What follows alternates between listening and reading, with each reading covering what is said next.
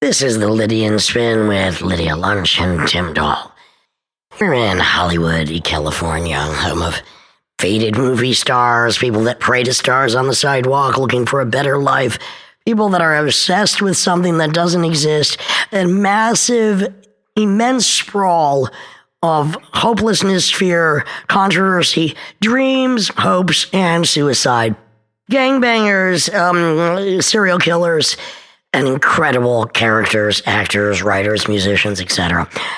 Tonight we're going to be speaking to Kitten Natividad, somebody that seems not only ageless but timeless, but has somehow, because of her place in history, kind of broke down a lot of barriers. Here's a young girl who actually decided and then went to America to own her own sexuality as a rebellion against the 1950s by hooking up with an unusual crew of people, especially Russ Meyers. She is basically one, with Russ Sultana, the main Russ Meyer superstar. Absolutely everything she did, I think, was a rebellion against the repression of the 50s and probably the rebellion against Catholicism. Oh, absolutely. And when I think about the sexual rebellion of the 60s, I actually think about the women, and not to throw Russ Meyer under the bus, but as we found out, she liberated him, it turns out. A smart sex symbol that knew what she wanted to do, wanted to have fun, was not ashamed of her body, wanted to use it to make people happy and to make money, have a good time, and break out from the repression of the 50s in a Catholic family. And basically, she just wants to have a good time. Did have a good time. Still having a good time. Still giving a good time. Yes. And her stories are tremendous in the classic Hollywood fashion, that the interface of the underground and the international superstar in LA exists, and she was in the heart of all of it. Well, and her first job is being like a housekeeper to a Hollywood star and just taking off from there. It is kind of a classic tale, of just some gal that had a dream and actually fulfilled it, and then went on to understand what to do with the money that she did made. She didn't pilfer it away. She actually invested. And a good heart and earnest all day. Nothing but pleasant experience. It's just refreshing to me to meet women of I love to, like in my spoken word shows when I put on women, I always like different generations, but it's great to see a woman of a generation that came before me that really didn't even fight the battle for the release from the 50s, but just were the pleasure center that just had a vision and went for it. That was about owning your own sexuality.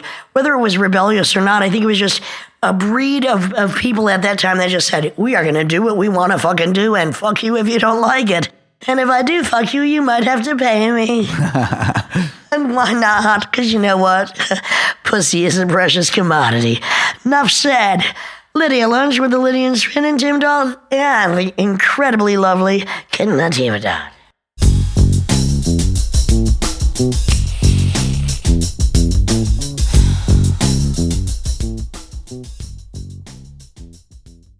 Hello there, I'm Francesca Kitten Natividad, and I'm here doing the Lydian Spin.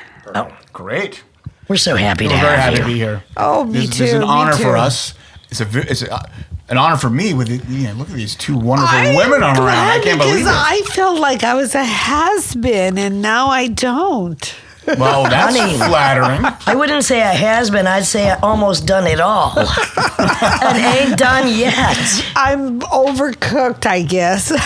No. You look pretty tender and juicy to me there, baby. Oh, I hope so. All I can Oh, say, you God. haven't stopped, and you just did a film 1 year ago. You're still making movies. Yes, I am. I'm still kicking something. And you still want to be making movies. Yes, but you know what? There comes a time where you really want to be a couch potato and sit around with cats around you, And reading your Stormy Daniels book. Yes. Now, have you written an autobiography? No, and I started to, and then I had this girl that was going to do a documentary, and she fired him. So that's out. So I got to find a new She fired writer. who? My writer. She fired your writer. Yeah. So she had, you gave her executive power to do so, and you trusted her, and he's done. Yes, but I don't know. I need to find somebody Well, new. can I tell you an easy way to maybe write your book? As somebody that has an unusual style of writing and does many different types of written and spoken word, you have great stories. You might just want to call a friend over, record your stories, and have somebody transcribe them for you, and there's your book. Everybody can tell a great story. Oh, I guess Well, so. also, You're right. you have such a big cult following, and I think people are waiting for your book. I was just informed that you made the Burlesque Hall of Fame award in Vegas recently. Yes, Do I tell did. us about that. Well, they wanted my breast imprints, so I had to lay down and put them on cement. Oh, cool. It was tough, but I did it. It was hard to get up, but The Plastercaster girls Cynthia in Chicago. Plastercaster. Well, they're famous for their cock molds, but they also have breast molds as well. They asked me, do Well- you know Cynthia Plastercaster, who cast all the rock stars' cocks? I mean, she was basically no, a naive I don't, but I did schoolgirl. cast my pussy, and then I always signed it. John Holmes was here. Oh, nice. Now, is that fake news or is that true? It was true, and thank God I didn't catch anything. Oh, yes. Oh, my Okay, God. let's talk a little bit about John Holmes. I mean, John Holmes, the interesting thing about John Holmes to me, other than the Wonderland Massacre and all of that, is there was something about John Holmes. He was not the most attractive man, Not the brightest either, I but heard. He gave you cocaine, and he had a way of touching women.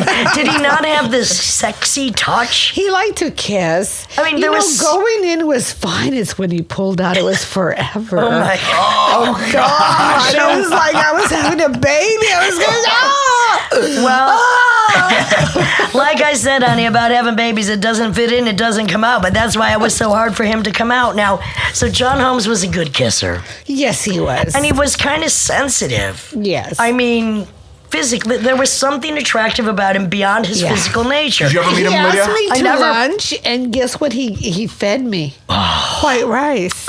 I go, oh, okay. Wait, he fed you white rice? That's it. That was all it was? That's all he ate. Was that his cocaine diet? Yeah, I guess so. So- That and scotch. Scotch and white rice. That's What we had for fast lunch. living. So you brought up cocaine. So there were a lot more drugs available in the 70s And they were readily. good- it was good And good cocaine. drugs. Good cocaine. How long were you- A little bit. Well, I was just flying high for hours. How long were you involved in that scene? Because I mean, sex, drugs, and if the God, rock and thank roll was God, there, not good. too long. Probably about 10 years. Okay, all right. Not long enough, if you ask me, but that's just my opinion. You loved it. Yes, and then like when in the 90s, the coke was horrible. And that's the reason to stop doing it. Yeah, it wasn't the same thing. But did the sex get bad at the same time as the drugs got bad? Yes, I was freaked out. I want to be in a corner and hide under God. blankets. But you're out again now. So what was the change of heart? If you, What do you mean I'm out Well, you again? were saying in the 90s you were just you're saying you're kind of burnt on all of this and it wasn't the same, and you're feeling a little bummed at that Oh, moment. because I got clean and sober. Okay. And That'll take the wind out of your started to sails. love myself Great. again. Now, did you not like yourself in the 70s when you were having all that fun?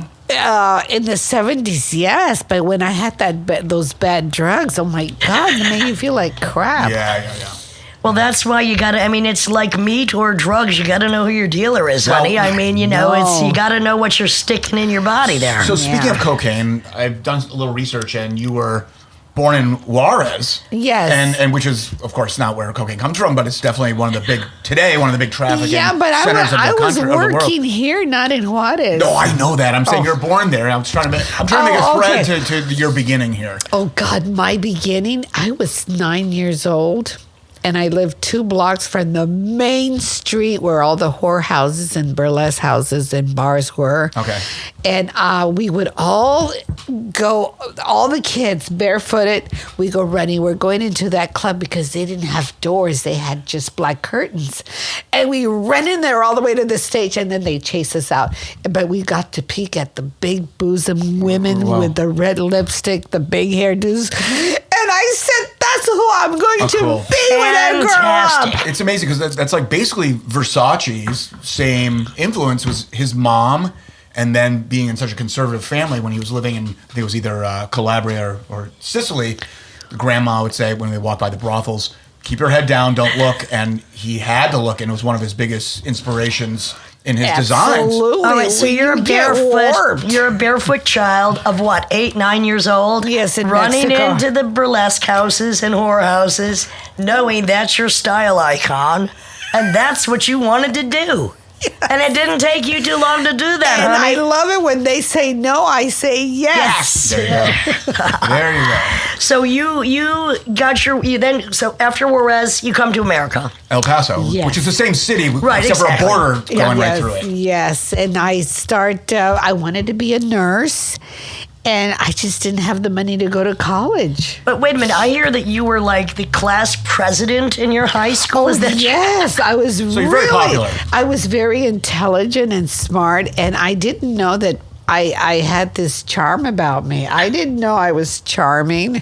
Did you think? I feel charming. Like Did you think you were hot in high school, or were you still looking for that burlesque ideal which you were going to become? Well, I was very nervous and insecure and skinny. And when guys would see me in gym, they would laugh at my legs. So I became a little bit of a class clown. Like I'd wear glasses that didn't have any. Glass okay. in And them. then I'd poke my eyes and everybody would laugh when I was saying my speech. And then the teacher said, What was so funny? Things like that. But you went on to be in a lot of comedies then. Yes. I mean, you've done quite a bit of comedic work. And I was always a dancer, and I would do the monkey and the swim, and I would dance everybody in high school at the sock hops. Right? So Yeah. then, okay, so now let's talk about, so then you're in, Moves to California. Yeah. So what's the thread between El Paso and California? You wanted to go to college, you said you didn't have money, so you just came here directly? Is that what happened? Yes, and I went to trade school, and I learned to be a key punch operator. Okay. And it was so boring. You keep punching, and Right. then I was falling asleep at the job. But then across the street from where I lived, this girl says, my sister she's a go-go dancer. She makes $300 a day. which is a lot of money back in those days. Still is And pretty then good money. Not bad money, And not then bad money. I saw her sister. I said, she has no tits and a fat ass, and I have no tits and no ass. I can do it. This was before you had your tits. And I said, I can dance. I can really dance. So I felt like, they were hiring anybody. And they did hire me. And And what was that club? Where was that? What was that? Do you remember the It club? was in San Bernardino. Okay. I didn't drive. In San Bernardino. So you had to pay $20 to a guy to chauffeur you. Oh, wow. And then he would wait there, and that's how it started. Right. But you had to have an agency, Right. and then you go to each club for 2 hours and go dance, because you would dance 45 minutes on, 15 off, 45 on. Okay. It was Yeah. like a Circuit. mafia kickback? It was a circuit. Okay, yeah. Circuit. It was hard work. I can I know imagine. they were just rednecks, Okay. And so, correct me if I'm wrong. Republican rednecks, if you don't mind. Oh, well, We they don't. exist. They exist. Did you? So you got married around that time? Did you have a? Yes, I got married to an older man who lied to me. He told me he was 40, but he was actually 60. Closer to the grave, honey. Nothing wrong with that. I know. Did he have money? Yes, he did. Well, but come on, know you what? were smart after all. I didn't know how to get it after Oh, I divorced no. him. And I didn't care because I was in the money. Right. I was doing okay. So can I ask you? And I don't know if I'm jumping too far ahead. Was Russ one of the reasons why you left him, or was it That would be Russ Meyer. Russ Meyer. Russ Meyer, one of the reasons I left him, I think it was I had, what do you call it, pressure from your friends? Peer pressure. Yeah, they kept saying, why are you with an old man? You should be fucking young guys and doing coke and having fun and blah, blah, blah. So I got a coke dealer, and it ruined my life. All right. So I just want to make sure I'm clear here. So yeah, no, you left your first husband. Your friends were saying that with your first husband. No, Okay. I left my Yeah. first husband because I was enjoying dancing, and And- he oh, didn't oh, you want couldn't me to handle it. dance. You couldn't handle it. Okay. No, and then I married another man who was very wonderful, and he took me everywhere. I mean, promoted me, and he is the one that pushed me on Russ. He put you on Okay, Russ. so your second husband pushed you on to Russ Meyer. Yes, and I ended up leaving him for Russ. Well, and that was then- a good and I was choice. with Russ on and off 12 years, and then I guess I wanted a change of scenery. Fair enough. So, was all right, still a young girl. You meet Russ Meyer. But I remained friends till his death. Right, so, but you're a young hottie. You meet Russ Meyer. I wanted to fuck around, okay? Yeah. The and guys were- Russ wasn't into that. No, he was not into that. So how did you meet Russ Meyer exactly? He came to the nightclub called the Classic Cat to watch my show because Haji and a bunch of girls said, you gotta see this woman. She's just up your alley. And I was. And the rest was history. You know, I read in one of John Waters' books, he interviewed you and Russ, I think. This was, I don't know when that was. The book was from the 80s, maybe? Yes, we went to Musso and Frank's and had a good time there. So what was so interesting about that to me was how it seemed like, and I could be wrong, that Russ was maybe a prude a bit. But, I mean, you wouldn't think with his movies, but... Well, jealous probably. Well, what I'm saying, I'm just talking about just like the dirty old man kind of contradiction of like their fantasy and they want you to be the same, but then at the same time they're prudish. They just and do their, extension of their fantasy. Right. You know what I mean? But they want both, but they can also be jealous at the same time. And he wasn't that man that you guys think he was. Okay. Well, we don't know what he was. That's why we're asking you. What was he? He's a typical straight up guy. Yeah. He loved his mother and he was a one man woman when he was with her. And A one-woman man.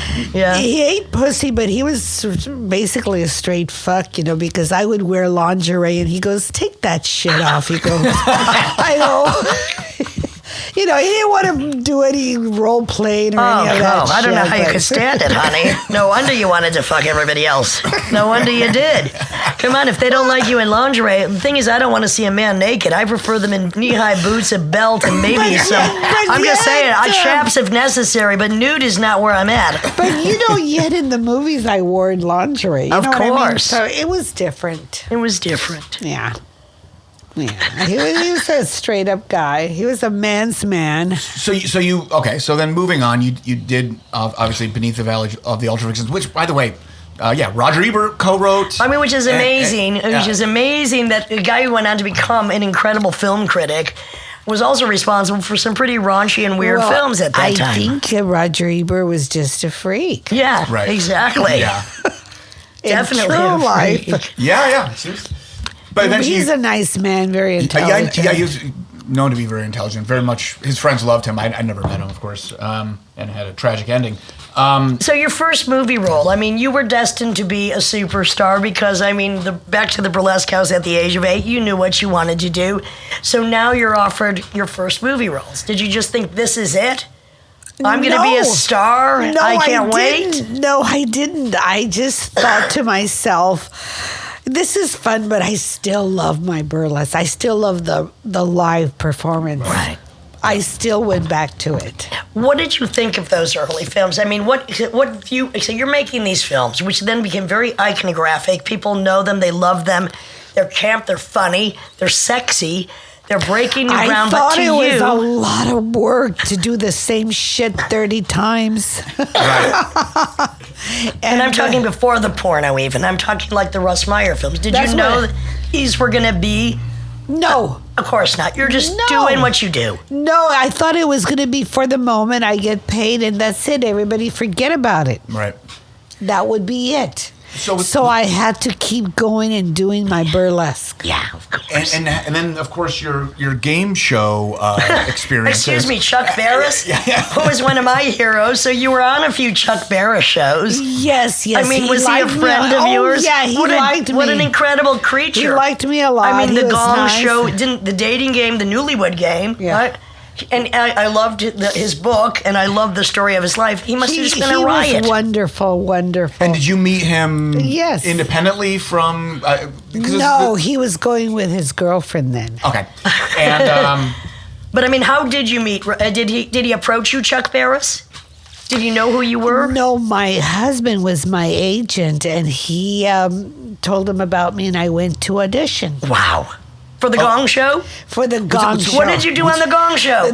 What they showed in the film, that was my audition. and so was this before, after? I didn't even have to perform. He filmed my audition. There you go.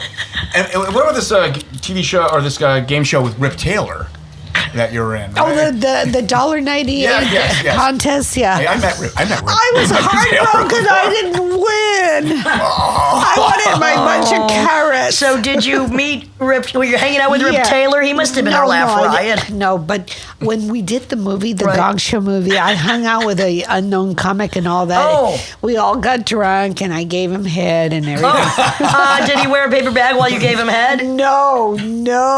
How did he look under that bag? Everybody wants to He know. was hung like a horse. Oh, wow. All right. Unknown comic. Yeah, I mean, no wonder he didn't want to show his face. His dick was so exactly. big. I mean, he didn't want to be okay. I'm sorry, we have to go there. You brought it up. We're talking about John Holmes. We're talking about the unknown comic. But really, who was one of the best lays of your life, if I may be? Tom Selleck. Now, we want to know about So this is confusing because you Tom Selleck. now Tom Selleck. was this Say it again. Tom during Magnum Selleck. PI, before Magnum PI? Just before Magnum. Just before Magnum PI. PI. And what about the rumors about him being a homosexual? Do you think that's not true, or maybe he's bisexual? He was the best lover I ever had. He must have been half gay because most gay men are the best lovers I've ever had. I'm just saying. I mean, being. If he was, and he shared properly. So, and how did you? I mean, How did I meet him? No, okay, go ahead. We're on a roll now, honey. Don't stop. I was dating this guy that was a waiter, and he was. You were downsizing. Now you're with a waiter from agents and movie makers. And the waiter told him, "Hey, you know who I see? I see Kitten Natividad." He goes, "Oh my God, set me up So with he was her." bragging to him. So he set me up with her. Oh, what a nice He waiter. shared. So, all right, Wow. tell me about the first date with Tom Selleck then. Oh, well, we didn't date. He Oh, came you- to my house. Just and we because were you're going in and out doesn't mean you're going supposed to. out. We were supposed to go out, but Why bother? we didn't make it out the Oh, door. you made it in and out, not out the and door. then he was on his way to Hawaii, and guess what? I was on my way to Europe to meet Russ. So Only one time? Strangers in the night, some And love. memorable. I'll never How forget it. How sad wow. that the best lay of your life happened one time. But at least it happened. Exactly. Wow. All right. Well, I think we might need to take a little breather for a Because you second. know what? I still can have orgasms by memory. Whoa. Now, let's talk about that for a minute. You know, a lot of women have a problem orgasming. I mean, their brains are not free enough. And it's very hard. I mean, some of them have to use devices. I'm all for any device or any trick of the trade or anything it takes. And a lot of times it is all in your head. It's in my head because some guys were real fat, and I would think of them as Charles Bronson. Nice. And I'd have a huge orgasm. Oh, so Charles Bronson did it for you. Yes, he did. But he didn't do Did you it ever to you. No. But I always thought of him sexually. Death wish, yeah. I'm sure you have somebody you think of. I think about Bronson. I think about Bronson, the criminal in the British prison, the longest incarcerated man in British prison, who named himself after Charles Bronson. That's what I fantasize about Bronson, the criminal. Everybody's dream. I First guess. death wish was Jeff Goldblum's first appearance, and he had like a 2-second. He got Charles Bronson ended up killing him, I think. Back then and still to this day. I mean, was there anyone you really wanted to have that you didn't, or could you just, I mean, as I've often done, just walk up and say, "Excuse me, but I'd really like to fuck you"? No, I didn't get everybody I want. I didn't get Charles Bronson. Oh, damn. Is he dead? Is he still around? Is he around? No, Oh, he's shit. dead. He He's died. so He died. Okay. Well, Yeah. you got the ghost of Charles Bronson. Maybe I'll get him up in heaven. I don't know. Well, you know what? Honey, you might be going the other direction. I'm not sure. I don't think so. Oh, no. Wherever it's most fun, that's where I've you're going been to in go. hell already. That's right. Forget about it. Actually, you are heaven, baby. You deserve it. Yeah, I've been in hell for a long time. So then shortly after all these very exciting experiences. You moved on to other exciting experiences, which I don't know because I've never been in this business, but you went more into the hardcore adult industry. Yes. What was that transition You know what? like? The transition came about because burlesque had died. Right. And I wasn't getting any work. Somebody had to pay for my bills, you know? So did you have an agent at that time? Did you always have an agent, or were you not freelancing? Always. They always came to me. Right. They were always offering me, and I finally said yes. Did you like any of the more hardcore films that you did? I mean, did you like the experience or like the films themselves, or was it just a money gig? Did you care? You know what? At the time, I'm glad I did it. It was a great experience. Like I said, I learned how to swallow. Muy importante, mamacita.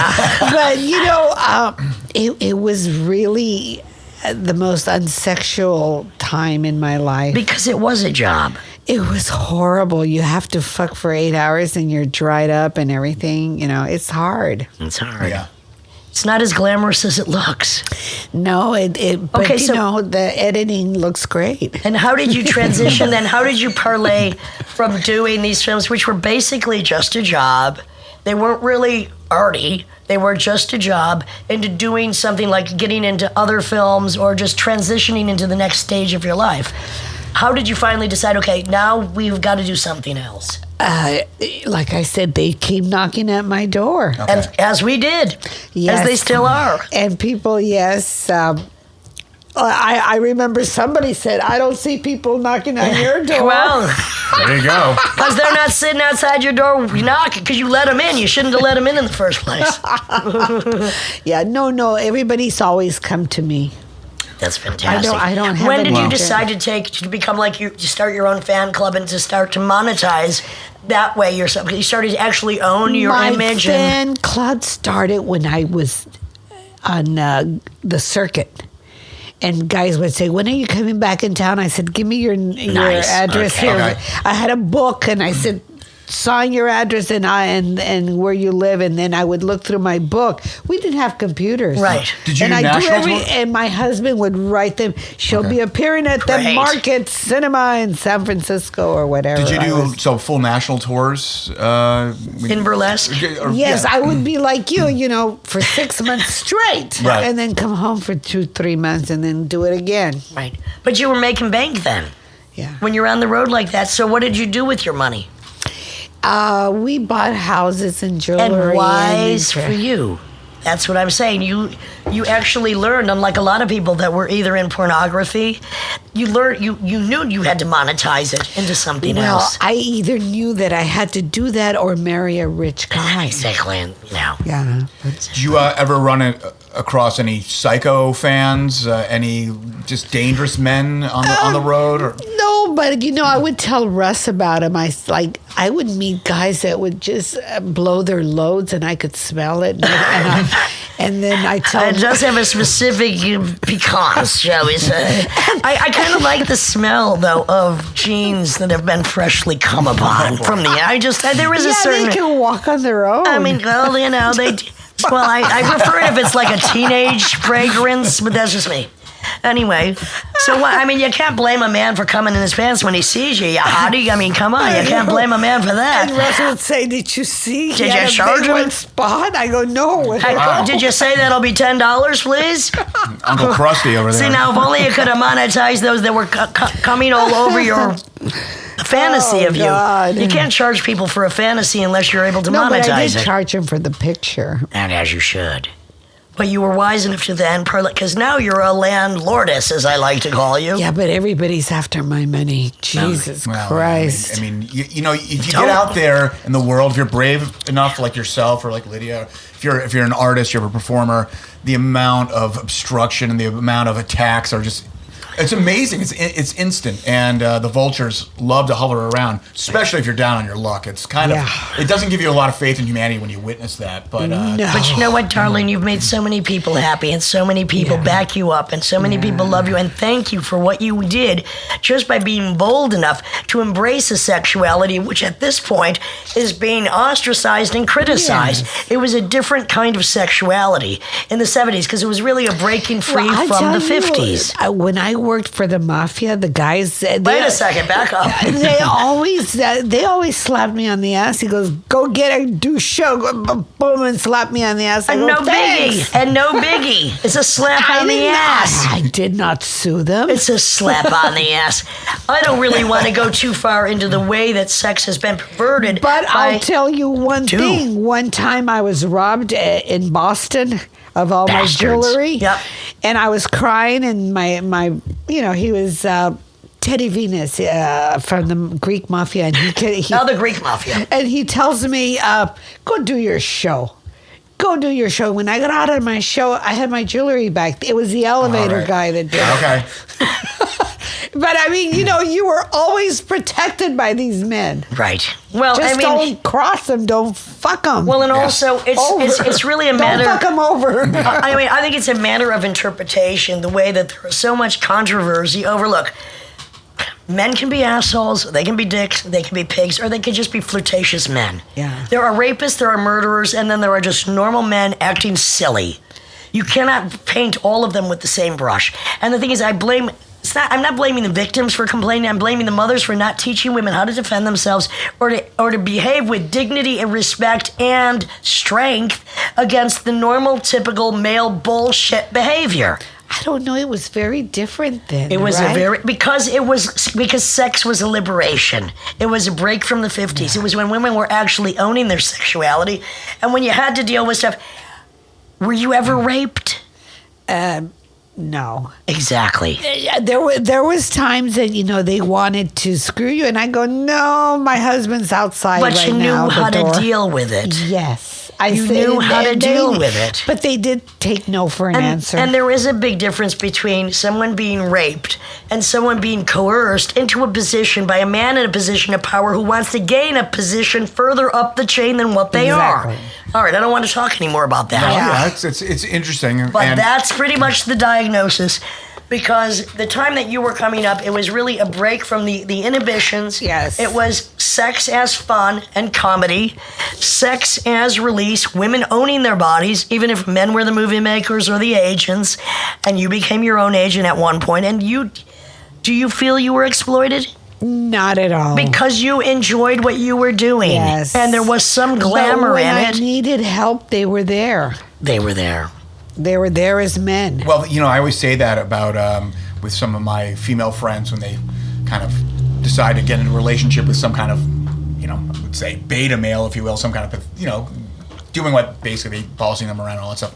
That's fine, but I always say careful because sometimes those asshole guys, they kind of got your back when things go down. And you know what? Sometimes these other guys that are just kind of like nebbishly hovering around you and, going to your every demand, when things go down, I've kind of witnessed it enough. They're nowhere to be seen. My They're theory is running this. down Okay, the door. tell me if this is not true. Every woman wants a nice guy that knows how to be an asshole. We often end up with assholes that pretend to be nice guys. How do you find that balance? right? Russ, you know what I'm Russ saying? could be an asshole when he needed When to. you need, right. And I really looked up to that. That's right. Because he was a nice guy that knew when to be an asshole. Yeah. Not an asshole pretending to be a nice guy. Exactly. That's yeah, all con I'm artist, saying. Yeah. Exactly. You might be an asshole, but at least it's your asshole. Yeah. I think we should take a little break for a minute. Okay, here. and when we come back, I'd like to talk about Ed A few more Hansen. things.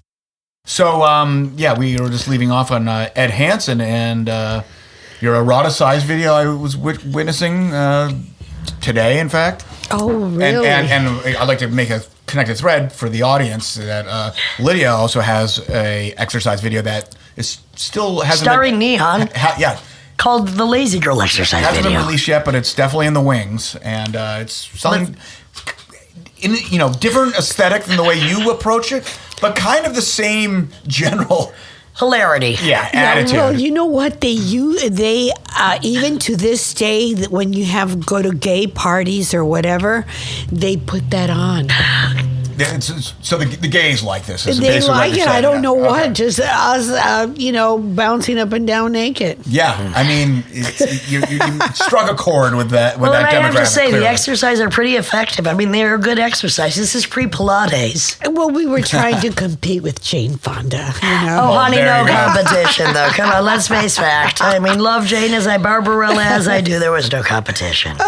Barbara. So, were you able to monetize the erotic exercise videos or not? No, that belonged to them. Okay, that belonged to them. Yes, and that's where I first met Ed Hansen. Okay. And I guess He was the director of that, or he was the director, and I guess he saw something there, and you had an incredible. Well, at least for the rest of his life, you had an incredible relationship. It sounds Yes, and then he went on to have somebody write a specific story about me. Betty Okay. Bigwin's taking it off and taking it off too. like. Okay. Yeah. So he wrote scripts specifically around you. Is what you're getting at. Yes, he had somebody write them, and he Oh, was yes, a okay. director. And we used to have parties and everything. He was a really nice guy, and he loved Musso and Frank's. He went every Friday and had lunch there. Which, by the way, I go to Musso and Frank's now with Danita Sparks of L7. That's our date. Oh, okay. So Danita Sparks has an all-girl rock band, very raunchy. They were even in the John Waters film. Their band was called Camel Toe. And we go to Musso and Frank's, and it's not for the food, it is for the atmosphere. Yeah. Because it's just a classic Hollywood hangout. Yeah. A lot of writers used to go in there in the 50s and 60s, and that was your hangout every Friday. What would you order? I've ordered everything on the menu. Well, the From liver and all- onions is pretty good, and the I shrimp cut. love Yeah, that. I love the liver. I have a theory. Women love liver. Women like. I have a theory I about love that. it. It just kind of goes against the grain. My mom would make it, and I'd be like, oh. No, but moms didn't know how to make liver. Well, I have liver in France. Certain ways. I love liverwurst in Germany. I like all that If stuff. you but the overcook classic, it, it's rubber. Well, clearly, maybe my mom couldn't do it. But I do think there is a Women love biological liver. attraction for women with who just like liver. to eat the classic 1950s You would liver and onion. think they would not. I've eaten it raw. Whoa! It's so funny. I never heard Well, of that it's before. so rich in iron. With Women need celery iron. salt on it. Women need iron. Now is that Yes, that sounds dangerous? My body was craving You it. crave liver. As a little child, I'd watch Sorrel Book, who played the character Boss Hogg and Dukes of Hazzard. That was his favorite food. I mean, raw nobody liver. is going to be disgusted by anything we could possibly discuss, except for those that hate the smell of liver. If you don't like the smell of liver, forget it. Now, do you have a preference of what kind of liver you like? I like calf liver. I like calves. Oh, so you like it hardcore, okay? Yeah. I mean, chicken livers are kind of. I like chicken livers. Yeah, But you gotta they're a have them nice fresh, snack. fresh. They're a nice snack. So if you're stranded in the middle of the ocean, The two cackling witches here, dreaming about those bloody plates Oh, of boy. liver. Under the blood moon last night. Did you see the blood moon? It was amazing. I heard that it was an eclipse. It was an eclipse. I was under it. Unbeknownst to us, we kept saying, "Look at how beautiful the moon is." That was the night before. Anyway. with those eclipses, it's like once every 278 years. I'm like, I think I've heard that like a million times. Like, how many variations of eclipses are there? Well, we were under the one night from full moon talking about dancing naked, but we, let people just dream about that if they will. Yes. Now, let's go back to a few of the facts we need to undercover here. Well, so I know this is a little fun fact. It probably doesn't really mean too much. But you performed at Sean Penn's bachelor party. Yes. With Madonna when he got married to Madonna. I hope they paid Yes. well. I hope they paid well. The guy that paid me was Duvall. Okay. He gave me the bucks. Good. You just Robert Duvall. Robert yes. Duvall. Oh. Whoa. The apostle. yes. So- they were Whoa. all there. They were all That there. was that like one of your hate? Was that like just I'm Yes. it now? Oh my Who else was God. there? Who else? Trash the trash. Give us gossip, Tom babe. Cruise was there. Oh, wow. Oh boy. Wow, did he watch or did he turn away? Chris Walker. I mean, they were all there. Christopher Wall. Oh, Wait, well, Chris They were all Christopher Walken. there. They were all Yeah. there at Different. the Roxy, and it was wonderful. I was very lucky. What were you wearing? I was wearing a leopard.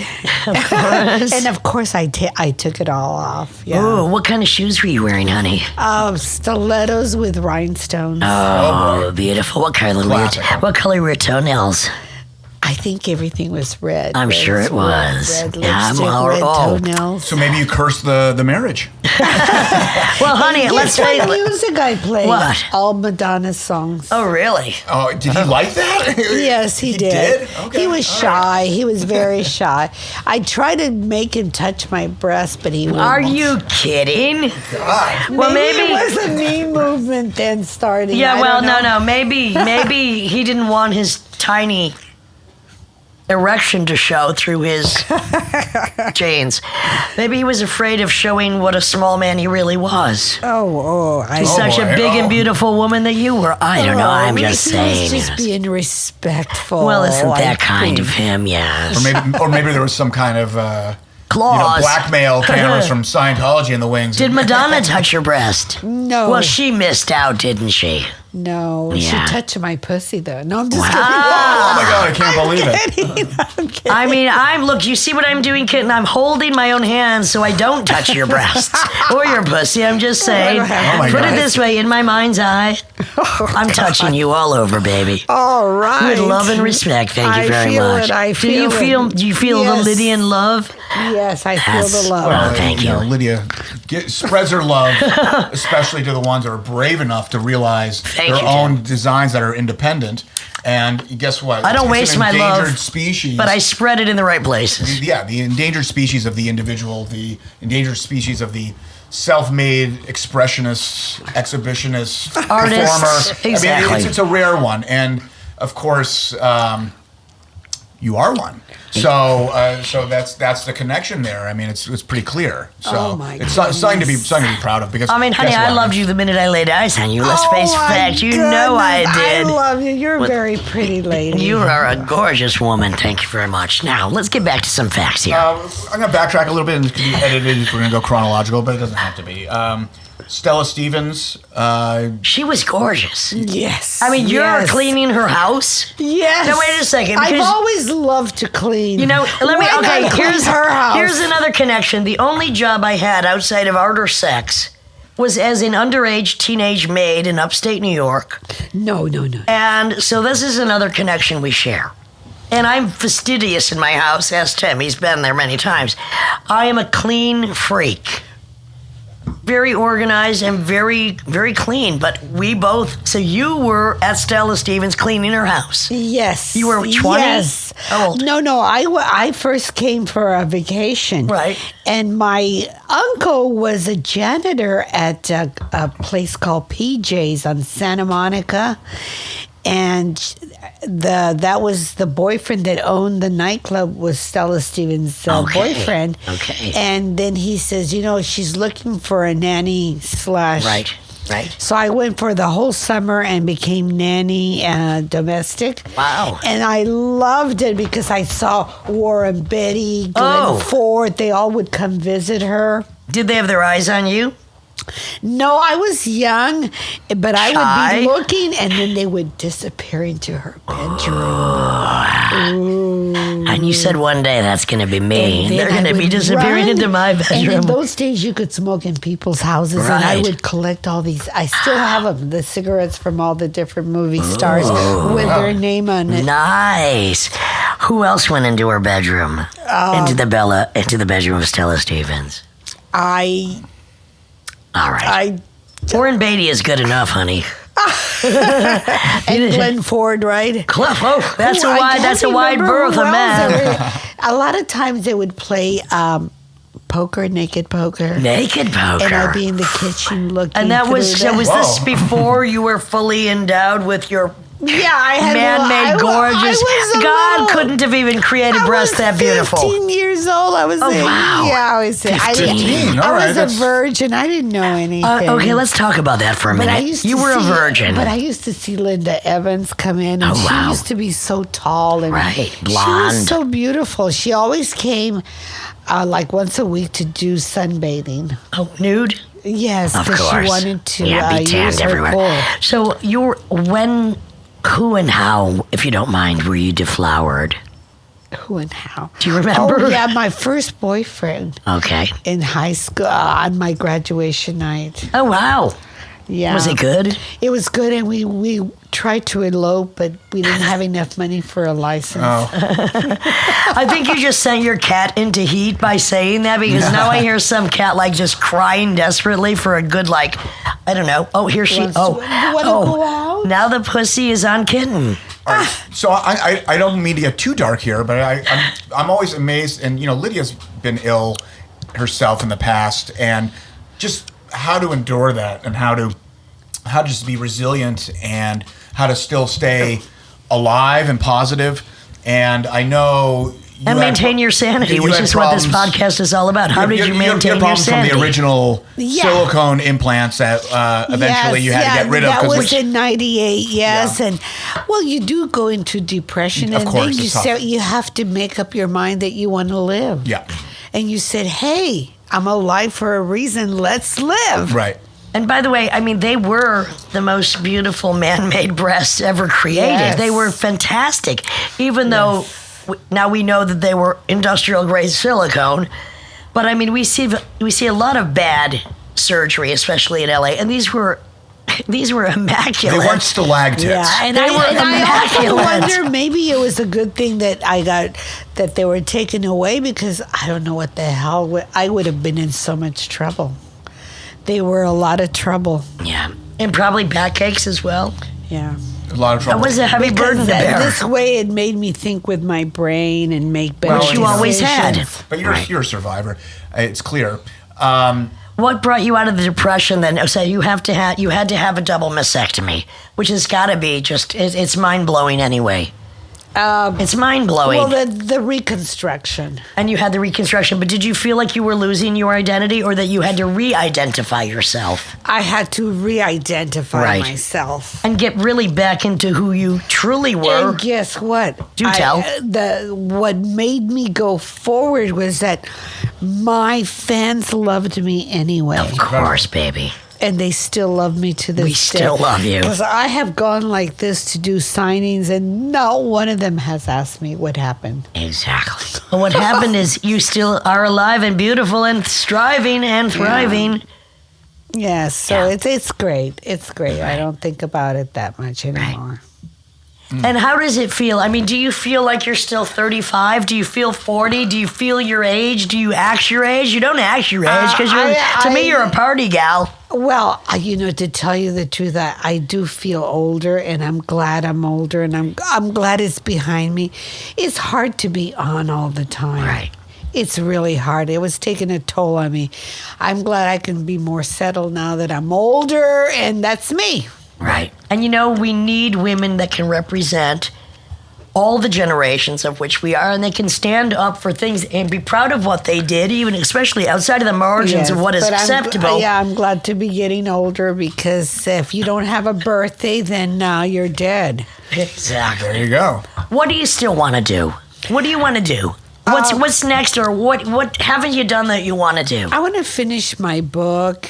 I'm going to help you do that. Oh, great. I can Thank help you. I already told you a Yep. secret. And I can help you do but that. I'm fine just being home with You're my the kitties, landlordess. and I'm just fine laying Right. on the couch and watching good you- old films on TMC, And why not? You know what? Why not? Why not do nothing beautifully? And I love to go eat good food and be with my friends and family. There's lots to do. Of course there is. And you know what? It doesn't have to be goal-oriented, because that is the problem with And today's I society. had so much sex. I don't care if I don't have it. You know what? again. I feel the same way. Thank you very much. So can I ask you a question? I mean, and both of you sexually liberated females may answer, or sometimes Lydia likes to be referred to as a faggot trucker, but that's her Mr. quote. Lunch to you, if you don't mind. Big Lou occasionally. Big Lou. Hashtag Big Lou. Do either of you have any criticisms, advice for, say, this new smartphone, internet generation of young ladies with just being as basically a liberated, independent woman from where the years you came from, and being that conspicuous and being that out in the open and expressing it on the international stage? Do you have anything you could say to maybe aspiring young kind of maybe vivacious ladies that want to be performers? Keep their day job. What I tell them all the time, baby. Don't try to do what I do because you're not going to have the energy. Well, no. What I want to say is this: it's a very different time, and I think part of what is ruining not only sexuality, but I think that the uprise. And I'm not for censorship in any form, but I think the uprise with internet pornography and everything being so competitive, as far as what I call the Kardashian curse, where women have such a high standard of not individuality, but really Stepford cardboard cutout, surgically enhanced robotitrons, that I think that not only denounces the individual, but it makes an unrealistic status for women to live up to, which then just, it erases all soul. Where is the soul if you can be surgically enhanced or digitally enhanced by your Photoshop filters? And I think that the standard is so perverse right now and so bizarre that that's where a lot of individuality gets lost, that women are afraid to actually be imperfect. I never strove to be perfect in anything. It's not about perfection. It's about being an ideal individual and being as much of who you are as you can be and setting the standard of that. And I think that everything is becoming porno princess homogenized, and that is the death of soul of the individual. I think that's the biggest problem. And I would say that what you're referring to is basically the overlap, the dissonance of the analog to the digital era. There you go. Yeah. And you used to be able to walk out in the street and see the real deal. And the real deal is not what is being asked for, or it's not even allowed. I mean, the police state, the cops that we're in, I mean, you're not allowed to be conspicuous and too outrageous, because guess what? Cops are showing up suddenly. Like, it gets pretty weird. Yeah. And and of course everyone's in their bedroom or with a screen to their face. What's interesting is with the pornification of everything, with using sex to sell every commodity, and the pornification of everything, and that coming to a higher level of availability, that then at the same time we have this reversal of morality, which claims that everything is an indignation. So we have high porno on one end, where everybody's a porno star, and then we have people complaining that they're getting slapped on the ass. So it's this duplicity that is most confusing right now. So where does one who is both transgressive and progressive, that is perverse and psychosexual, that is an individual, it may be dark, but still celebrates life and sex, where do you fit in? Well, welcome to my world, and that's why we're talking here on the Lydia Lydia Spin. Thank you very much. Yeah. And Could I have a paper towel? Oh, yes. Yeah. Are you getting that moist from that No, conversation? right here, yeah. I think I made you wet. Do tell me I did. No, just thank you. All right. All right, so No, to be honest with you, there's a lot of girls that say, oh, burlesque is back and I want to be a burlesque star. I think they better keep their jobs. You know what I mean? Yeah. yeah, I mean. Well, anybody in music, burlesque, films come aren't on. at all. You Yeah. better keep your day jobs. Movie theaters are empty. Rock clubs are empty. Maybe strip clubs aren't. I feel like it's not what it was. No, it isn't. And they're Well, not. everything's available for free, and there's so much of everything. Now, again, I don't think that anything can be censored. I think there is there is everything available. There's but too still, many what's women willing to take it off. And in the old days, that's why Russ always had his actresses be burlesque dancers, because we were the only ones that wanted to be in front of a camera nude. You know, real actresses didn't want to take their clothes off. I still think that the main point is, if you are in any form of art, music, literature, movies, if you are professing, if you are showing, if you are giving an example of an intimate expression, of a unique and individual expression, of something that is deeper than most other people want to go, there is going to be a salon mentality, that there is going to be an audience that needs and wants to hear that. And those are who still come to us. Because the need for the individual will always be there. But as it has always been historically, whether we're talking literature, film, or architecture, it is a smaller base, and it is an important base because those are the people that need it, want it, and deserve to have that expression available to them. We're just going through a different time now. All times are different. And it's always forever changing. It's right? always, it's just the cycle of things. Like big tits are getting to be born. You know what I have to say, Kardashians, I always had a big ass. You finally caught up to me. These aren't implants, baby. The real deal. Can I wrap it up with a question to both of you, who are both very liberated women? What does sexual liberation mean today, you think? There isn't. You have to be careful what you say, what you touch, and who touches you, who looks at you. It sucks. I'll tell you what sexual liberation is. My sexual liberation is I'm not on Facebook, although somebody runs my Facebook. I don't do social media because I don't need your catcalls. If you want to write an essay, I don't want graffiti on the bathroom wall. I don't get involved in that tit for tat chit chat of social media. Whatever I want to do, I still do. Trust me, I do whatever I want to do, as I always have done. I just don't do it in public. I'm not falling down on the sidewalk. I'm not giving blowjobs in the bathroom where you're going to spot it. And I'm not posting these pictures, and nobody is selling their home pornos of me. You know why? Because I've already monetized my home pornos.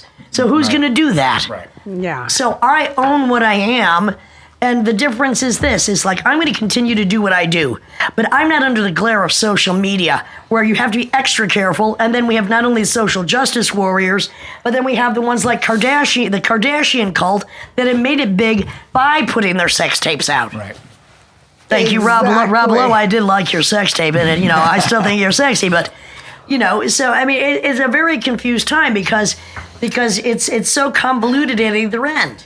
Like, you have people that are multi-millionaires for doing nothing but being surgically enhanced, who are talentless bimbos.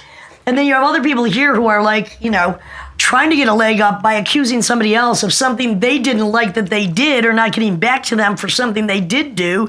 So where is the medium? And the medium, I don't want the medium. I'm outside of all of that. It's kind of scary. I'm outside of all of that. And you can be outside of that. Just don't be addicted to the internet. However, you are listening to the Lydian Spin, so there you go. I guess you're already addicted. Yeah, that, yeah. Yes.